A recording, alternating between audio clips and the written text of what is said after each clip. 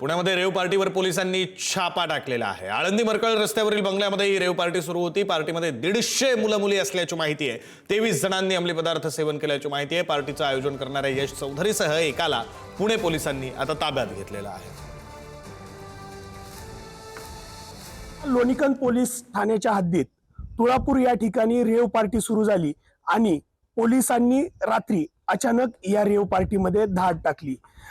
मी सध्या याच तुळापूर परिसरात आहे आणि या तुळापूर परिसरातील जर आपण पाहिलं तर याच ठिकाणी ही पार्टी सुरू होती। सुमारे 150 पेक्षा अधिक व्यक्ती खरं तर या रेव पार्टीमध्ये उपस्थित होते। 107 तरुण आणि 49 पेक्षा अधिक महिला खरं तर या रेव पार्टीमध्ये उपस्थित होत्या। काही व्यक्तींचे वय जर आपण पाहिलं तर ते 21 वर्षापेक्षाही कमी असल्याची माहिती खरं तर समोर येते।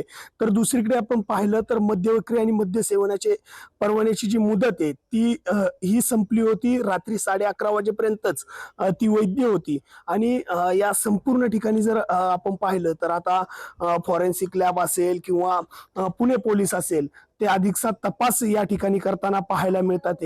गांजा असेल, त्यानंतर मद्य सेवन करण्यासाठी किंवा मद्य विक्रीसाठी जे काही गोष्टी आहेत त्या या ठिकाणात आढळून आल्याचं पाहायला मिळतंय। अनेक गोष्टी खरं तर या ठिकाणी आढळून येतात आणि त्या अनुषंगाने आता पोलीस खरं तर तपास करतात।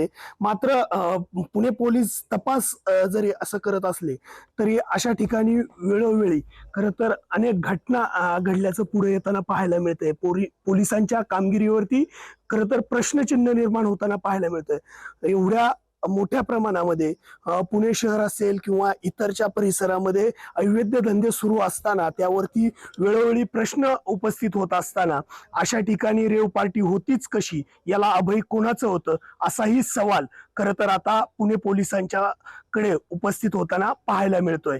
त्यामुळे आता ही कारवाई कशा पद्धतीने केली जातीये हे पाहणं महत्वाचं ठरणार आहे। तुषार जरेकर, पुढारी न्यूज, तुळापूर, पुणे।